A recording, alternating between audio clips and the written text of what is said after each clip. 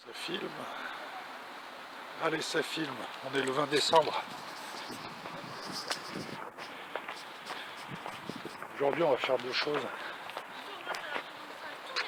Hop. Hop là.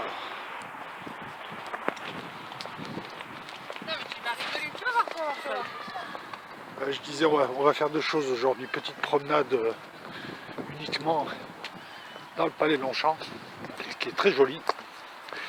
Et ça va me permettre de lancer une petite idée, un truc réchauffé. Hein. Bon, je vais vous en parler dès que j'arriverai sur site. Donc là, on fait ça en extérieur et puis après, on enchaînera en intérieur. Bon, je vous laisse voir un peu. Il fait gris. Hein. On va se mettre là-haut.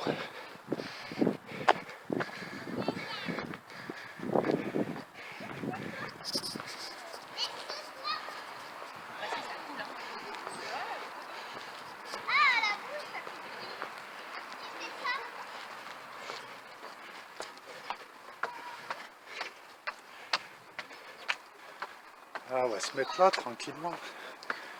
Le tête de la girafe. On va être emmerdé en plus. S'approcher. Filme un peu autour. Ça y est.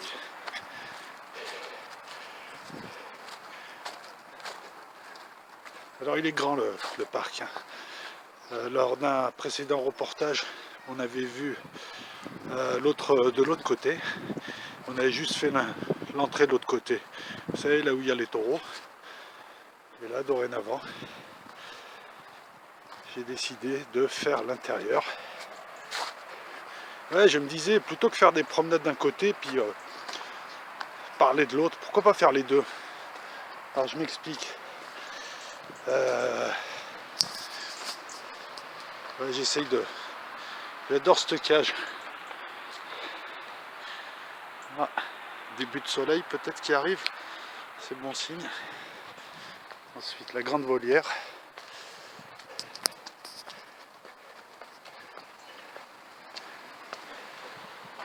Hop, voilà. Est-ce qu'on voit bien? Alors, moi qui suis contre les zoos, de mettre des animaux en cage, de mettre des oiseaux dans des volières, on devrait faire des lois. Voilà, on devrait faire des périodes de transition pour, comment dire ça, pour que les zones ne soient plus des zoos. De quel droit tu mets un animal qui souffre, qui est conscient, dans une cage? Le pire, c'est les oiseaux. Hein. Faut voir les volières qu'on leur réserve. Donc je trouve ça honteux. Et quand je vois ça, je préfère voir des statues, tu vois, c'est beaucoup mieux. Non mais c'est vrai, si nous on nous prenait, si toi on te prenait, on te mettait dans une cage, on te vendait, non mais tu te prends pour qui? Pareil pour les zoos aussi. Faut pas y aller quoi, je sais pas. Ou alors faut vraiment que le zoo sauve des espèces ou des choses comme ça, mais faut arrêter quoi.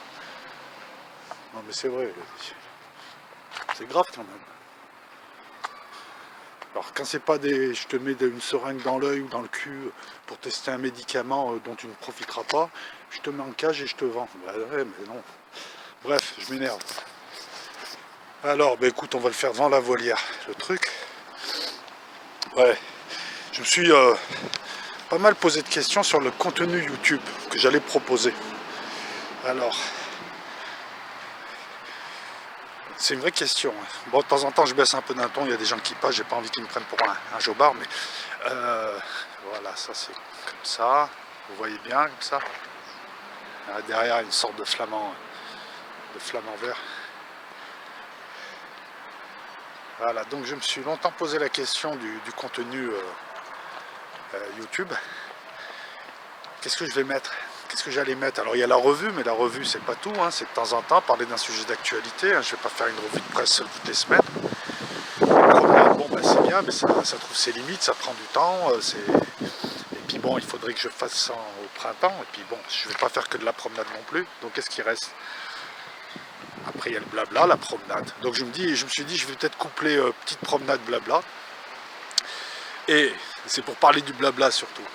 Je me suis dit, j'ai envie de reprendre un petit peu ce que je faisais avec la physique quantique, les sciences, tout ça. Bon, j'ai envie de le reprendre et je pense que je vais le reprendre, mais je vais le reprendre différemment si vous voulez. Voilà. J'aurais pu choisir de tricher, de faire du kilomètre comme font certains. J'aurais pu faire semblant de prendre des thèmes, de pas trop les bosser. et de venir, oui, je vais vous parler de la matière noire, de mon cul, de tout ça, alors que le mec, bon, enfin voilà quoi. J'aurais pu faire de la politique, j'aurais pu faire des clashs, mais je veux pas me faire vampiriser par YouTube. Moi je sens l'arnaque qu'il y a derrière, excusez-moi, je raisonne à 10 coups d'avance. Pareil que j'ai un QI de chiffres, mais non. J'ai pas envie de me faire vampiriser mon énergie, donc voilà, donc qu'est-ce qu'il reste? Il reste proposer des choses. YouTube c'est un média entre vous, entre nous tous, il nous relie. C'est une sorte de religion, religaré, religion, média, trait d'union entre les gens. Donc pourquoi ne pas échanger des connaissances? Alors je vais aller par là-bas. Quand deux hommes, quand chacun de ces deux hommes, lorsqu'ils se rencontrent, arrivent avec un objet et se les échangent, chacun repart avec un objet. Lorsque deux hommes, chacun arrive avec une idée et l'échange, eh ben, les deux repartent avec deux idées. Vous voyez ce que je veux dire? Je l'ai peut-être mal formulé, mais c'est ça. Toi, t'as compris la girafe ou pas? Voilà. Donc moi je me dis, plutôt que de faire des clashs, plutôt que de faire des trucs au kilomètre, je préfère faire quelque chose, même si ça donne de la merde, mais quelque chose qui apporte... J'ai mis le cœur, quoi, j'ai un travail, quoi, une recherche, je me suis posé la question, comment j'allais tourner le truc, même si le rendu n'est pas super, mais qui est une plus-value, quoi, et qui est une valeur ajoutée. C'est YouTube, c'est nous aussi, il faut l'enrichir par nos apports. Si chacun se responsabilise, hop, si chacun se responsabilise, il y aura moins de merde sur YouTube ou des trucs hyper normés, hein, c'est pareil, hein, je vais pas... J'ai horreur des gens qui sont obsédés sur la forme, oui, t'aurais dû prendre telle caméra, tel truc, je m'en tape de l'image. Enfin non, je m'en tape pas, mais je m'en tape en même temps. Je prends avec un téléphone, je prends comme je peux, voilà, je vais pas même. Donc voilà, bon, revenons à nos moutons, parce que là je m'égare, et puis après on reprendra la visite. Donc, attends, sur quoi je vais me focaliser? Ouais, sur ça c'est beaucoup mieux. Ouais. Voilà, donc je me suis dit, je vais proposer ce que je faisais avant, mais au lieu de faire des vidéos avec... selon un certain plan, je vais proposer des thèmes. Ces thèmes-là, ils vont nous permettre de philosopher. Le savoir appartient à tout le monde. Hein. Il n'appartient pas aux riches, il n'appartient pas à tout le monde. Il a un cerveau, tout le monde peut raisonner. On va philosopher. La philosophie, c'est la science de la sagesse. C'est la science des sciences. C'est ce qui permet de relier tous les savoirs, de leur donner un sens et d'en faire la connaissance, Sophia, chez les gnostiques. Donc on va philosopher à travers des thèmes. Et puis, enfin, à travers des thèmes, on va philosopher. Philosopher, c'est s'interroger, se poser des questions. Hein. Le garagiste du coin, il philosophe, il s'en rend pas compte. Il philosophe bien mieux que beaucoup de philosophes de télé. Voilà, je change de place. Donc, si on philosophait, si on abordait certains thèmes, et puis au bout d'un moment, on verra que ces thèmes sont reliés, et sont reliés aussi à certains grands thèmes de la philo, comme qu'est-ce que le réel, qu'est-ce que la liberté, qu'est-ce que mon cul, qu'est-ce que tout ça. Ben, là, c'est surtout, moi, ce qui m'intéresse, c'est surtout la réalité, parce que j'avais démarré toute une série de vidéos que j'ai depuis supprimées, qui voulaient justement traiter de qu'est-ce que l'homme, qu'est-ce que l'univers, qu'est-ce que Dieu, qu'est-ce que... C'est une approche gnostique, une démarche gnostique, une sorte de mémoire de fin d'études qui voulait aborder voilà, qu'est-ce que la nature de l'homme, qu'est-ce que la nature de ce qui nous environne, pourquoi on est là, les fameuses questions existentielles qu'on se pose tous. Donc là, à travers de thèmes comme celui que je vais aborder en intérieur tout à l'heure, qui sera l'œil, on va se poser des questions. Et tu sais qu'il y a plus de force dans une question bien posée que dans 1000 réponses. Ce qui compte, c'est les questions, c'est pas les réponses. Voilà. C'est ta capacité à t'informer. C'est pour ça que je te dis que le savoir il est démocratique, l'intelligence c'est démocratique. C'est toi, hein, t'as pas besoin même d'avoir de bouquins. Hein, je veux dire, les anciens ils n'avaient pas de livres, ils se posaient des questions, ils s'interrogeaient, ils étaient intuitifs, ils utilisaient d'autres méthodes, l'empirique, etc., etc. Voilà. Donc voilà ce que je te propose et tout à l'heure, hein, et puis tu le verras pas, enfin tu le verras pas au montage, si, tu verras bien qu'on a changé de décor, hein, c'est pas chez moi, je suis trop con, et que on abordera l'œil tout à l'heure, voilà. Donc ça c'était l'intro, on abordera l'œil, un peu plus tard on abordera le cerveau, on abordera, je sais pas, alors j'ai pas le programme en tête là, mais qu'est-ce qu'il y a encore, l'œil, le cerveau, l'ordinateur, son aspect software, son aspect hardware, enfin on abordera tout un tas de thèmes qui peuvent paraître éloignés, et à un moment donné, peut-être qu'on trouvera des liens entre les thèmes, et puis peut-être qu'on trouvera un sens, qu'on donnera un sens à tout ça, et voilà, donc c'était aussi pour... alors le but c'est pas de réciter aussi, hein, d'aller sur Wikipédia, puis de réciter ce que dit Wikipédia, les connaissances que je vais vous livrer, je vais vous les donner de ma manière, je vais les simplifier, le simple et le saut du vrai, je vais les simplifier, mais je vais y mettre une plus-value. Si c'est pour réciter, tu t'achètes un bouquin ou tu vas sur Wikipédia. L'objectif, il n'est pas de te dire, voilà, l'objectif, il n'est pas de physique quantique, mais d'abord que moi je l'absorbe, je le digère, je le comprenne. Et comme je ne suis pas physicien ou mathématicien ou anatomiste, là on va parler de l'œil. physiologiste, enfin je sais pas comment on pourrait, opticien, non opticien c'est celui qui fait les lunettes. Enfin voilà, bon, on va poursuivre, j'ai fermé un petit peu ma gueule, hein, on va poursuivre donc à travers le palais Longchamp, puis on coupera lorsqu'on aura fini de l'autre côté.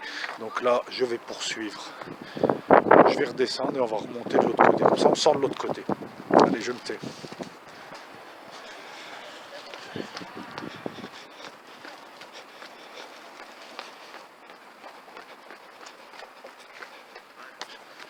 Alors.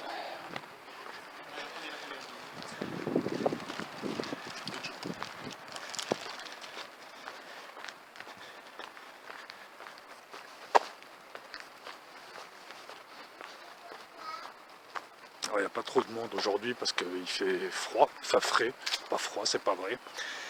Et parce qu'il pleut, enfin il a plu toute la nuit. Hein.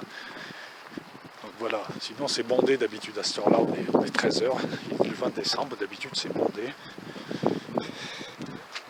T'as plein de gens, lycéens, collégiens, familles qui viennent bouffer, les gens entre midi et deux. Palais Longchamp, dans le 4e arrondissement à Marseille. Voilà, pour ceux qui ne connaissent pas la ville ou ceux qui ont des préjugés, tu vois, chaque reportage c'est de montrer un bout de cette belle ville. Alors c'est la cascade de je sais pas quoi, avec toutes les statues là en rose, vert qu'on a vu tout à l'heure avec des couleurs un peu flash. Elles ont été recyclées, c'est après 2013, Marseille Festival de la Culture. Ils ont recyclé tout un tas de choses. Dans ces statues trouvées un peu partout dans la ville. Sinon, on en trouvait à Canebière, le Vieux-Port, un peu plus dans le 7e. Enfin, on en trouvait un peu partout, quoi. Je crois que même au 5 avenue, il y avait une vache. Bon, là, on monte. On va de l'autre côté. Je crois que c'est un jardin de style jardin français. Je m'y connais pas trop. Hein. L'horticulture, c'est chouette. Alors là, je vous montre la vue.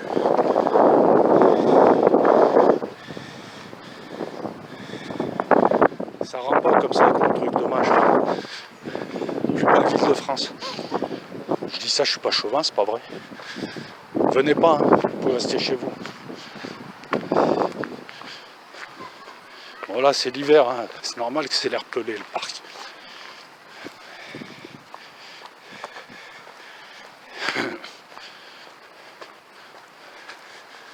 Voilà. Vous avez le dôme là-bas, marrant, hein. Là il y a plein de symboles. Je parlais du Marseille égyptien et du Marseille, surtout Marseille égyptien. Là vous allez voir les symboles.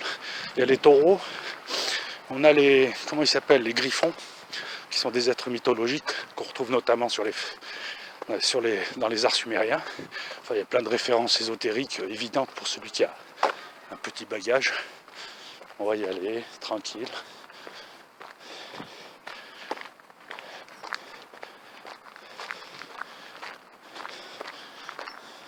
Ah, la nouvelle manière de...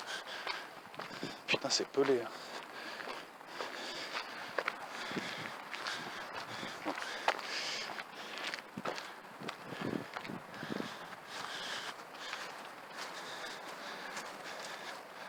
Salambo, Salambo, Salambo. C'est pas une pièce de Maupassant, ça, Salambo? Il est pas beau, Salambo. Bon, elle est facile, mais lui, c'est qui? Ce serait pas Guy de Maupassant? Non, c'est Ernest Reyer. C'est concitoyen, ouais, ça devait être un élu. Et là, c'est Sigourde. Sigourde. C'est pratique, ça, quand tu vas en montagne, Sigourde. Ah putain, elles sont pourries mes vannes aujourd'hui. J'ai honte. Bon, poursuivons.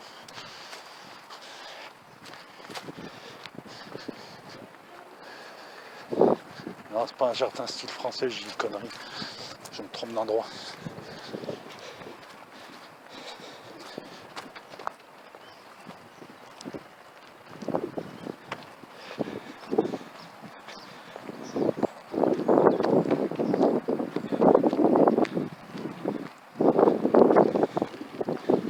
Attends, je tiens mieux. Là, ça bouge.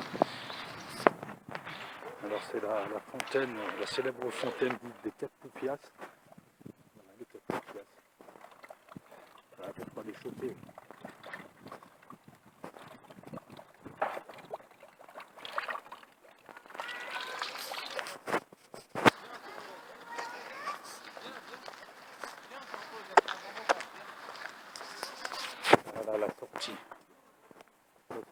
connais rien.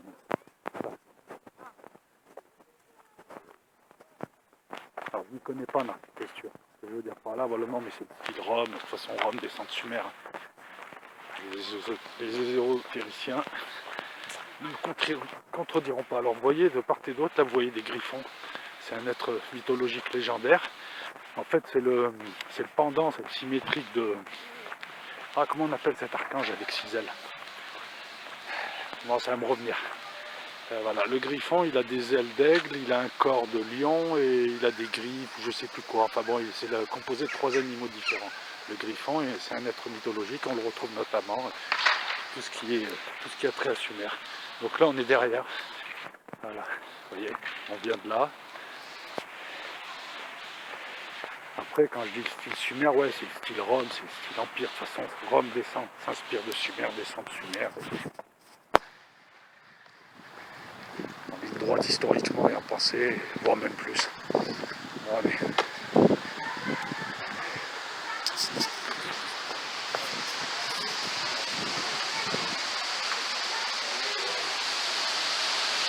Alors là, pour ceux qui ont vu mes reportages, vous connaissez. On l'a fait l'autre fois. On le refait hein, pour le plaisir.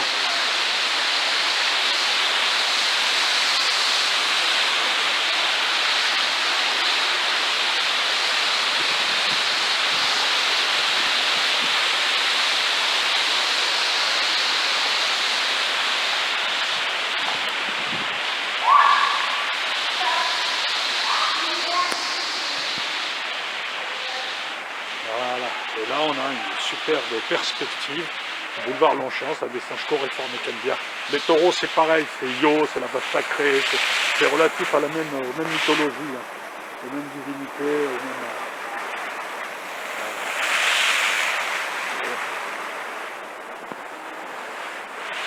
Bon, je coupe, jusqu'à fini là.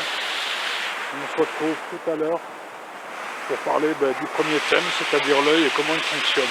Allez, à tout à l'heure, merci pour la visite. Alors, super, ça marche. Il faut que j'inverse le truc. Alors comment on fait?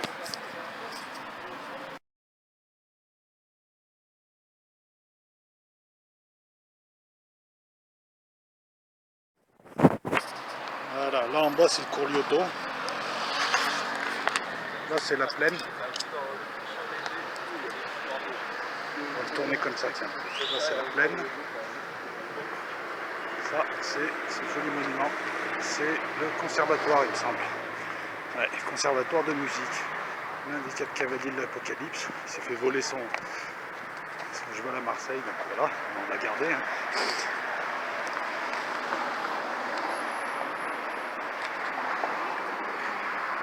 Voilà, on est place Auguste et François Carly, pour ceux qui aimeraient visiter. Et là, on va monter à la plaine, le vrai centre-ville des Marseillais.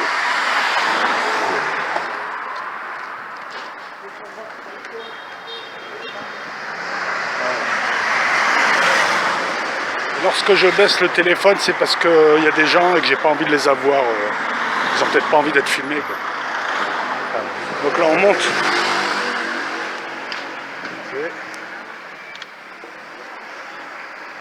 C'est beau et chaud. Hein.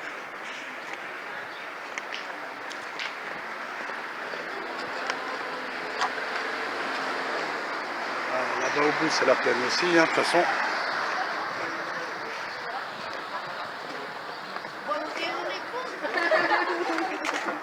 Voilà Marseille.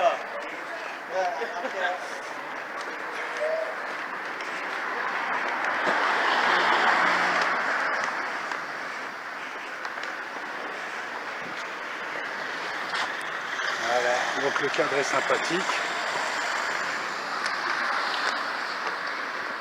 Enfin, pour l'instant c'est dur, mais le cadre est sympathique. Hein. Si un jour vous passez, que vous voulez boire un coup, vraiment, et que vous n'avez pas le temps d'aller au Vieux-Port, la plaine. Là c'est sympa là. Là c'est très sympa, et puis tu peux boire un bon verre de vin, c'est fait cave à vin, les gens sont tranquilles ici. Après bon ben voilà. Ce que tu vois là comme ça, ouais. Donc là voilà, on fait ça. Hein.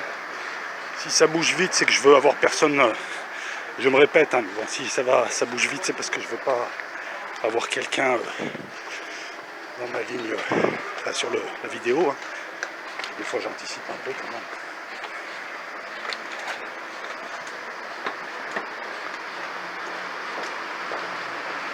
même. Alors ici il y a de tout. Il y a beaucoup de gauchistes aussi, de trous du cul qui viennent paraître.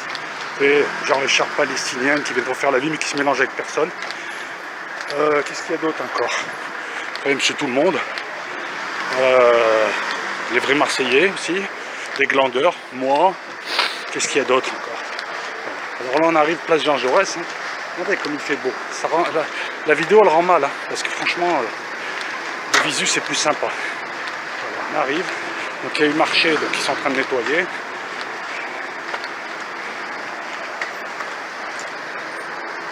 Voilà.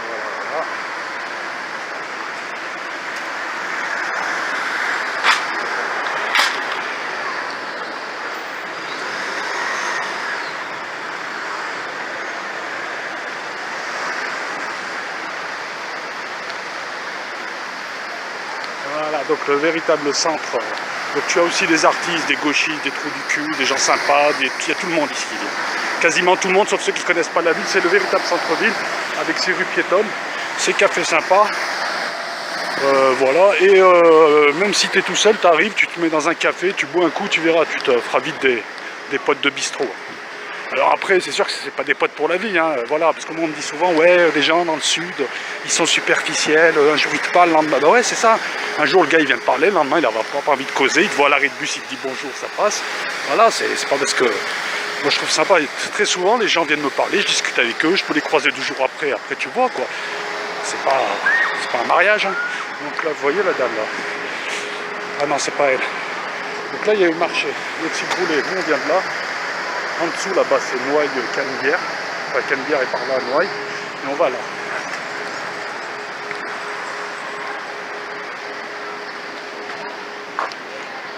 Et on va se poser quelque part. Et là, vous avez un parc. C'est blindé de monde là, parce qu'il y a beaucoup de... C'est essentiellement des familles, des enfants. Mais franchement, il fait agréable. Hein. Je sens que je vais faire tomber la petite veste. Hein. Voilà. Se poser un peu. Hein. Et puis, on va profiter. J'espère que j'ai assez de batterie. Ah, c'est agréable. Donc moi, ce que je vous propose, c'est... je vais essayer de focaliser sur quelque chose de sympa. Voilà, comme ça. Et puis là, c'est pas sympa. Donc si vous voyez des déchets là, qui ne seront pas là dans 1 heure, c'est parce qu'il y a eu marché, puis le marché finit à 14 h à peu près, là on ne doit pas être loin des 15 h. Mais bon, c'est une des villes où il y a le plus de... où le personnel de la ville est le plus nombreux pour nettoyer. Hein. Voilà, donc il y a un gros effort qui est fait là-dessus, je tenais aussi à le dire, et dans 1 heure c'est nickel. Non, hier j'avais démarré un reportage sur l'Oeil, un reportage, un bien grand mot, une promenade à Longchamp sur l'Oeil, après j'avais fait la suite, enfin j'avais annoncé les thèmes, et j'avais ensuite précisé que j'allais attaquer comme premier thème l'œil, philosophie, tout ça, et l'œil, mais pas sous un angle magistral, hein. C'est pas un cours magistral, c'est pas un cours d'anatomie, de physiologie, d'optique, non, c'était philosopher, se poser des bonnes questions, donc je voulais aborder le thème de l'œil, je l'ai fait en intérieur, mais le son était pourri, c'est dommage, j'avais un super polo de rugby. Donc je me suis dit tiens je vais le faire là aujourd'hui, je vais faire la deuxième partie ici en espérant avoir un meilleur son. Et puis bon voilà, promenade blabla comme on dit, nouvelle rubrique. Promenade philo blabla, là-bas c'est le soleil. Hein. Ah ouais, on a du mal. Bon, non la question elle est simple, donc l'œil, hein, l'œil c'est la cornée, le cristallin, le liquide lacrymal, la pupille, la rétine. L'œil c'est quelque chose, c'est on va dire c'est un objet de précision. C'est avec le cerveau, ce qui est peut-être de plus élaboré chez l'humain, mais dans la nature aussi. Hein. Bon, après, on pourra toujours trouver des choses beaucoup plus élaborées, mais l'œil, c'est quelque chose de fascinant. L'œil a inspiré la caméra et la photo, qui fonctionnent un peu pareil. Vous avez la cornée qui contient l'œil. Dans la cornée, vous avez le cristallin, le liquide lacrymal. L'iris, c'est par exemple quand vous avez c'est la couleur de la pupille. Et elle entoure la rétine. Et donc la rétine, c'est ce qui fixera l'image. Bon, jusque-là, ça va. Mais là où ça va moins, c'est qu'en fait, ce que tu vois du réel, c'est essentiellement des photons. En fait, ton œil, la partie de l'œil qui capte, donc après tu as le cristallin qui s'arrondit ou pas, c'est selon, etc. On capte essentiellement des signaux électromagnétiques. En fait, ton œil, c'est une parabole. Première chose. Deuxième chose, cette parabole, tiens, il y a le camion des... deuxième chose, cette parabole, elle a un démodulateur qui est dans le cerveau. Et ce qui est marrant, c'est que l'écran, c'est-à-dire la télé sur lequel apparaît l'image, eh ben, en fait, il y a une partie dans la rétine hein, où s'imprime l'image à l'envers, et ensuite le cerveau qui traite l'information. Voilà. L'image, elle est récupérée, elle est à l'envers. Le cerveau la remet à l'endroit, la colorise, essaye de trouver une image unique, parce que tu vois avec les deux yeux, donc tu as une angulation différente. Donc il y a une extrême précision, c'est impressionnant. Le liquide lacrymal est là pour fluidifier tout ça, pour permettre tout un tas de choses, mais c'est pas très important. Moi, ce qui m'intéresse, et c'est là l'aspect philosophique, c'est que toute la réalité qui pourrait, j'utilise le conditionnel haïtien, et je vais attendre que ce camion, j'espère qu'on m'entend, toute cette réalité qu'il y a autour de nous, nous la construisons dans notre cerveau. Et nous avons tous à peu près le même programme, même si on ne voit pas tous à l'identique. Déjà, c'est fascinant. Alors, première question, qu'est-ce qu'on voit réellement? Ok, on voit des photons. Puisqu'en fait, les photons, c'est la lumière, c'est ce qui permet de voir. Le photon rebondit sur une matière, la matière restitue un autre photon. En fonction de la couleur restituée, puisque la couleur est une fréquence, donc en fonction de la fréquence du photon, il y a une couleur qui est restituée, ou plusieurs couleurs, ou toutes les couleurs, ou aucune couleur comme pour le noir. Voilà, le principe, il est simple. Hein. Tu le vois grâce au photon, grâce à la lumière. Le photon, c'est Lucifer, porteur de lumière. C'est ce qui permet de voir ce monde en 3D, ce monde de dualité, puisque c'est un monde où il y a énergie, pas énergie, énergie, pas énergie. C'est ce qui fait, voilà, c'est vide, c'est 0 ou 1 de l'informatique. Tu vois, ça a inspiré ça aussi, à mon avis. Il y a de forts liens avec l'informatique. Mais le truc le plus, je te la fais rapide, hein, le truc le plus... Bon, j'espère qu'ils vont pas m'emmener. Hein. Attends, je vais me bouger. Le truc le plus... Ouais, je vais me mettre un peu plus loin. Allez, une quatrième fois. Le truc le plus... Non, ce qui est intriguant, c'est simple. La question, première question, c'est... Est-ce qu'il existe une réalité? Alors je m'explique. Nous, on reçoit des signaux électromagnétiques. On est d'accord qu'un humain a ses limites. Hein. Il a une bande passante auditive. Il ne peut pas voir au-delà du violet, donc l'ultraviolet, ou dans l'infrarouge. Il a une... Voilà. Mais ça, c'est les limites physiologiques à l'espèce humaine. Mais est-ce qu'on perçoit tout ce que l'humain devrait voir? Est-ce qu'on n'en oublierait pas? Regarde, par exemple, dans l'univers, il y a des choses qui existent qu'on ne voit pas, comme la matière noire qui n'interagit avec les photons, qui interagit seulement avec la gravité. C'est pour ça qu'on la détecte de manière indirecte. Qu'est-ce qu'on voit? Est-ce qu'on voit tout? Est-ce qu'on voit quelque chose qui existe réellement? Prenons un exemple. Tu connais Second Life ou les Sims? Ils ne voient pas, là. Alors imagine que nous, peut-être qu'on a l'impression de voir, parce qu'on est programmé pour avoir l'impression de voir une illusion d'univers qui n'existe pas. Et d'ailleurs, on se voit comme des humains, on est peut-être autre chose, je ne sais pas, on est peut-être un électron dans un processeur vide ou un processeur Terre, et l'univers autour de nous, c'est une illusion. Qui l'a créé? Nous? Est-ce qu'on est programmé pour ça? Voilà, le truc, c'est est-ce qu'il y a une réalité? Ou est-ce qu'elle est construite à l'intérieur de notre cerveau? Uniquement? Est-ce que c'est un programme qui est au-dessus de nous et que finalement, on ne voit rien du tout? On est juste programmé pour voir, comme un avatar est programmé pour heurter un mur, et en fait, il n'y a pas de mur, c'est à l'écran, c'est des pixels. Voilà, tu vois, 3 possibilités, quoi. Il y a une réalité, on l'aperçoit par le biais des signaux électromagnétiques, donc hein, l'histoire de la parabole, des modulateurs, images, ou alors on perçoit une partie de cette réalité absolue, enfin en tout cas que l'humain peut avoir, ou alors il n'y a rien du tout en fait. Et on est dans une illusion comme on serait dans un rêve. Voilà, c'est ça l'aspect philosophique, mais c'est important, 70% de notre interaction avec l'extérieur, de nous-mêmes, se fait avec l'œil. Donc tu vois, j'avais fait des vidéos, mais je reviendrai dessus, sur la déconstruction de nos limites, c'est-à-dire en matière quantique, en matière subquantique, en matière macroscopique avec la relativité. On s'est aperçu que tout ce qui était pour nous des certitudes n'en était pas. En matière quantique, par exemple, je vous l'avais assez répété, ce qu'on croit être plein est vide à 99%, ce qu'on croit être de telle nature, en fait, on ne sait pas la nature qu'il a, ontologiquement parlant. Ce qu'on croit, si on fait ci et ça, ben on n'a pas forcément toujours le même résultat. Enfin, toutes nos certitudes ont été déconstruites. Et là, on est maintenant à notre échelle, à l'échelle humaine. D'ailleurs, les vidéos qui vont venir traiteront tous de l'échelle humaine, avant que je revienne dans le micro, l'infiniment petit et l'infiniment grand. Et la question, elle est simple. Voilà, l'œil qui a inspiré la caméra, qui a inspiré la photo, l'œil qui est un objet de précision, l'œil qu'on n'arrive pas à expliquer, on arrive à l'expliquer, on arrive à le détailler de manière anatomique, en effet, mais on n'arrive pas à comprendre comment le cerveau refait une image. Et en plus, imagine-toi, on voit tous à peu près la même chose. Imagine, on est comme des radios. Tiens, tu prends 10 radios, elles sont toutes individualisées. Tu les mets toutes à la fréquence de RMC, RTL, ce que tu veux, France Info. Elles vont toutes aller... Imagine que la radio qui est chopée par ces 10 radios, c'est la réalité. Tu comprends ce que je veux dire? Tu vois, rien que ce sujet-là, l'œil peut susciter un tas de questions philosophiques, un tas de questions existentielles, un tas de questions ontologiques, c'est-à-dire sur l'existence d'une réalité. Je vais même aller plus loin. Est-ce que si... Et là, c'est pour te montrer qu'il n'y a pas vraiment d'absolu. Si l'humain n'était pas là pour voir l'univers, est-ce que l'univers serait là? Tu comprends? Et la liste des questions... Putain, il m'a ruiné, lui. La liste des questions, elle est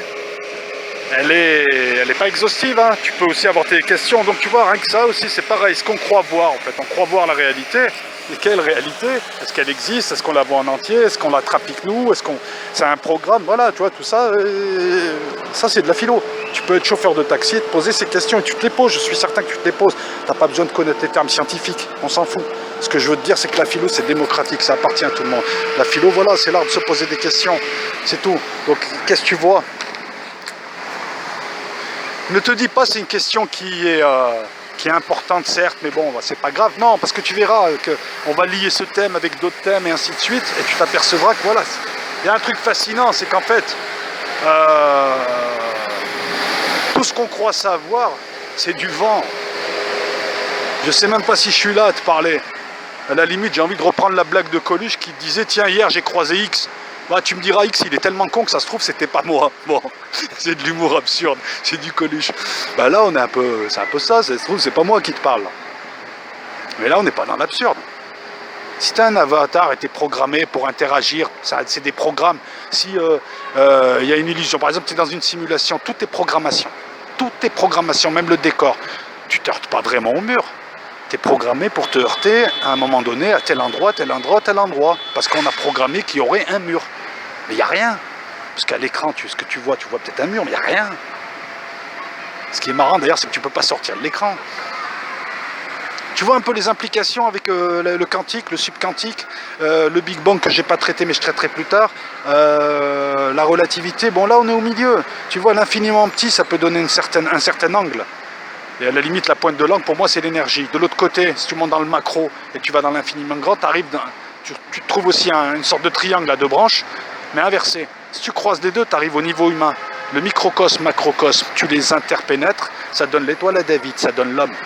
Je rappelle que l'étoile de David, c'est pas forcément un signe politique, d'appartenance politique, mais c'est un signe ésotérique, un signe kabbalistique. Je crois que ça fait partie de la tradition primordiale, il faudrait que je vérifie un petit peu en visionnant la conférence de Michel Desailles, mais ce genre de symbole, étoile à 6 branches, 5 branches, tu peux mettre une vie pour essayer de les comprendre.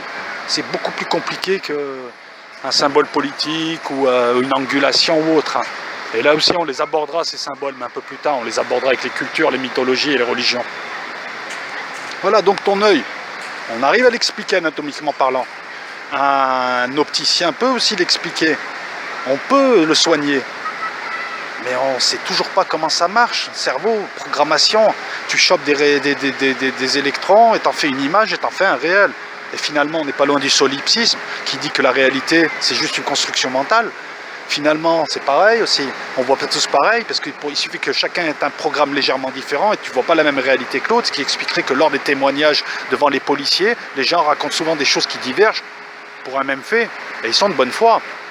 Et puis il y a tout un tas d'applications, tout un tas de corollaires à tout ça. Ça filme encore? Ouais, ça filme, super. Tu vois ce que je veux dire? On est parti de rien et voilà. Et puis là, bon, je suis en train de broder parce que j'ai pas pris mon plan avec moi. Et j'avais préparé un petit truc et je voulais dire quoi d'autre? On s'interroge toujours sur le réel, hein, sur les absolus, les relatifs. Pour moi, il n'y a pas d'absolu.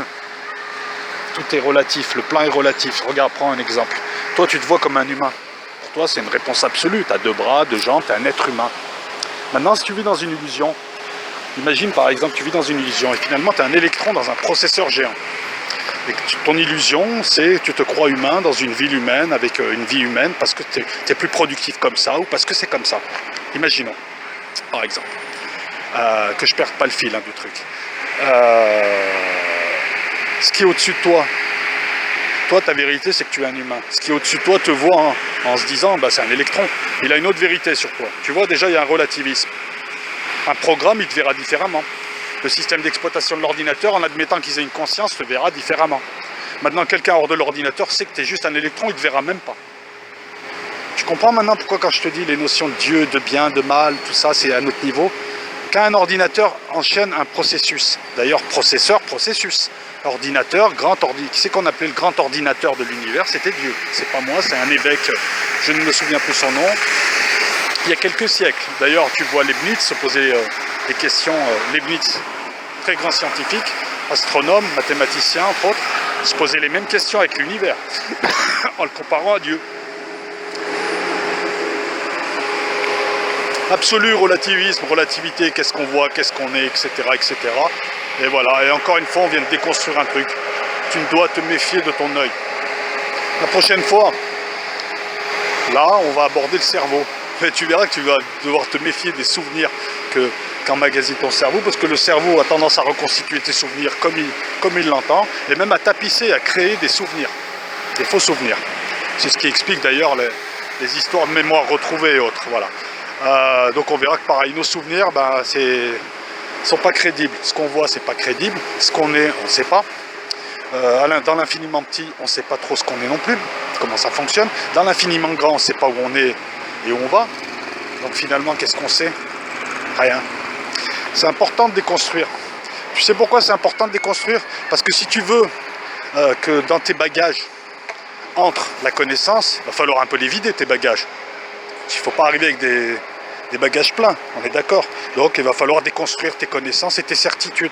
On n'est rien. Et il n'y a pas d'absolu. Quand je parlais tout à l'heure de solipsisme, création mentale de notre réel. Ok.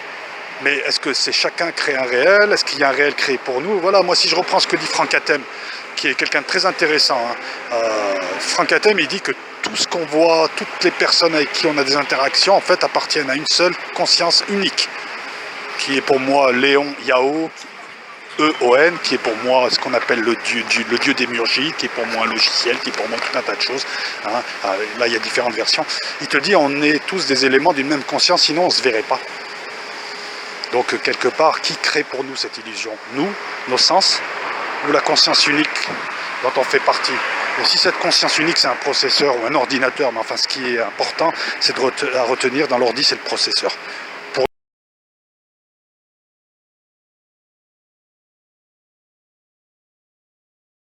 Nous en tout cas. Donc voilà. Donc là je vais poursuivre, là je suis boulevard Chave, je vais rentrer tranquillement chez moi. Puis on va voir le cerveau. Et puis l'ordi aussi, mais le processeur surtout. Parce qu'en fait, qui dit cerveau dit processeur. Le processeur s'inspire du cerveau. Et c'est très très important ce thème. Voilà, donc je l'ai fait rapide, je l'ai fait courte, mais c'est pas plus mal. Et puis c'est un thème... voilà, il n'y avait pas grand chose à dire sinon. Hein. Voilà, donc je vais laisser quand même filer un peu la caméra hein, pour que vous puissiez voir Chave, hein, quartier tranquille aussi, pas loin de chez moi. J'aime bien passer par là, des fois je me pose, je lis un bouquin. Là on était... Bon, j'ai eu la coupure de batterie. Hein. Là vous avez Eugène Pierre, donc là c'est Chave, vous avez la statue là-bas de Fernandel, je sais pas ce qu'ils sont fait. Voilà, ils ont mis un chapiteau avec des gosses, je sais pas, il doit y avoir des tatous, des conneries comme ça. Et nous on va avancer, donc voilà, donc là c'est... ici c'est le 5e, on n'est pas loin du local de l'Action française qui a été attaqué. C'est là, hein, c'est une des rues adjacentes. Et c'est le 5e, et là c'est le quartier, je crois que c'est le quartier de naissance de Fernandel. Ouais, il est né là, il n'a pas habité des masses, parce qu'après il a acheté une maison hors de Marseille, mais bon voilà. Et pour ceux qui ne connaissent pas Fernandel, je vous invite à vous pencher sur son œuvre. Moi, quand j'étais petit, je l'ai connu sur la fin, donc il jouait un certain type de film, mais bon, c'est un type qui a fait les films de Pagnol, quoi, des années 30, hein, le Spoons, Topaz, Crésus par exemple. Donc s'il n'y a qu'un seul film à... voir à la limite de Fernandel jeune, c'est Crésus. Ouais, Crésus, ouais, c'est excellent. Crésus, je crois que c'est tiré d'une nouvelle ou d'un roman de Jean Giono. Voilà. Allez, on poursuit, j'essaye de ne pas être trop bavard. Bon, voilà, donc la deuxième ligne. Et...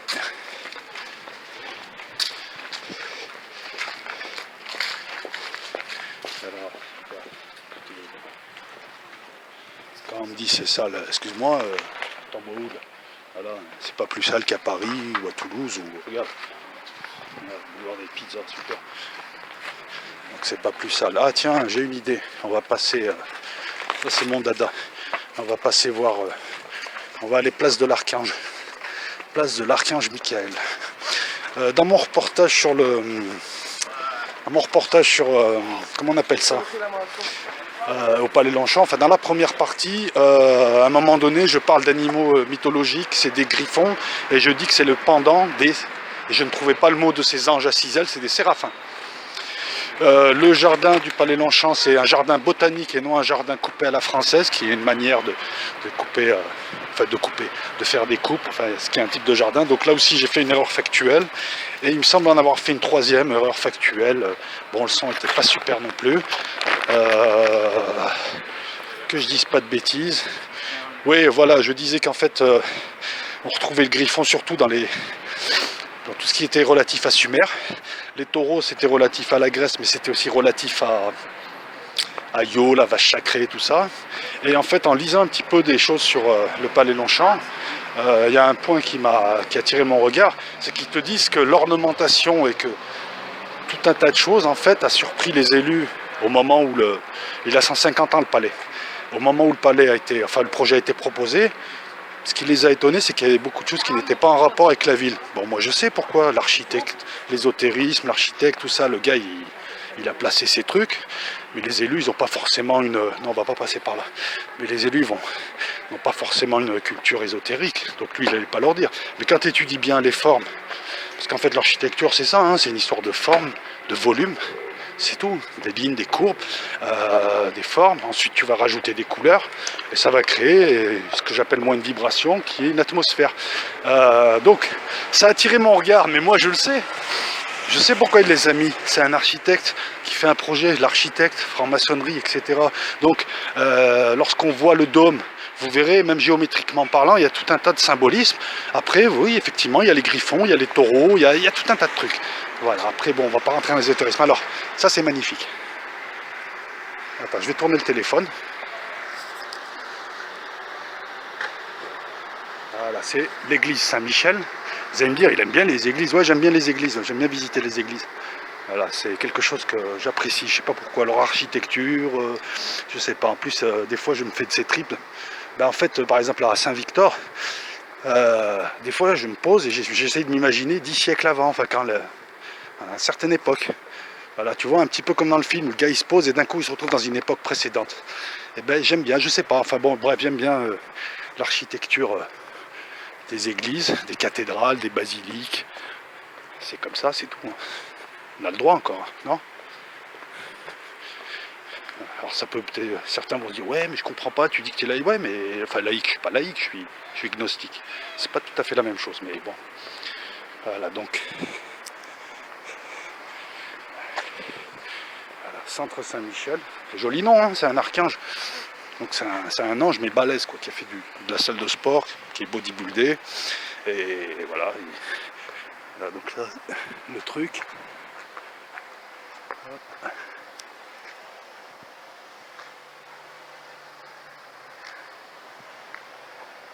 On va poursuivre plus loin. Hein? Non, non, non, c'est juste pour moi les images. Ah, je rénove pas. Pourquoi il y a des choses qui tombent? Non. Ah, sinon, que je prenne pas un caillou. Hein. Non. Ça ici, non, tant mieux alors. Non, non, je fais une vidéo en fait. Ciao.